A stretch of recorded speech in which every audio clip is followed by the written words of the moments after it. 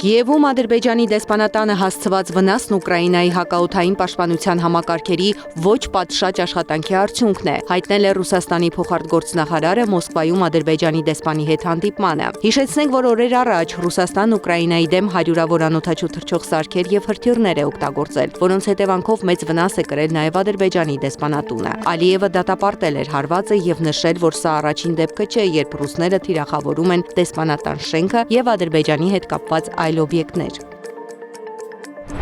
Շուտով խաղաղություն կլինի Ռուսաստանի եւ Ուկրաինայի միջև, հայտարարել է Միացյալ Նահանգների նախագահը։ Մեկնաբանելով Զելենսկու հնարավոր հրաժարումը ԱՄՆ խաղաղության ծրագրից, Թրամփը հայտարարել է. «Ուզում եք ասել, որ Զելենսկուն դուր չեն գալիս մեր առաջարկները, նա ստիպված կլինի դա ընդունել։ Ինչ որ պահի նա ստիպված կլինի համակերպվել ինչ որ բանի հետ։ Հիշում եք, վերջերս հենց Օվալաձև աշխատասենյակում ես ասացի. դուք խաղակարգեր չունեք», ասել է նա։ Իրանն Իսրայելի հետ 12-օրյա պատերազմի ժամանակ որևէ աջակցություն չի ստացել այն երկրներից, որոնց համարում է իր դաշնակիցը, հայտարարել է Իրանի նախագահ Մասուդ Փեզեշքյանը։ Մեր բարեկամ որոշ երկրներ պետք է օգնեին 12-օրյա պատերազմի ժամանակ, բայց չարեցին, նշել է Իրանի նախագահը։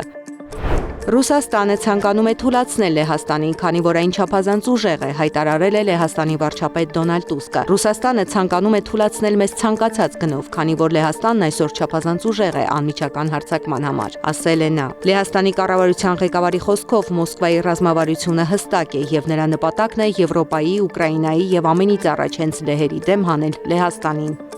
Բանգլադեշի մայրաքաղաքում տեղի ունեցած երկրաշարժն ուղիղ եթերում ցուցադրել է տեղական հեռուստաալիքը։ Երկրաշարժի ուժգնությունը կազմել է 5.7 մագնիտուդ, հաղորդվում է առնվազն 5 զոհի եւ 100 վիրավորի մասին։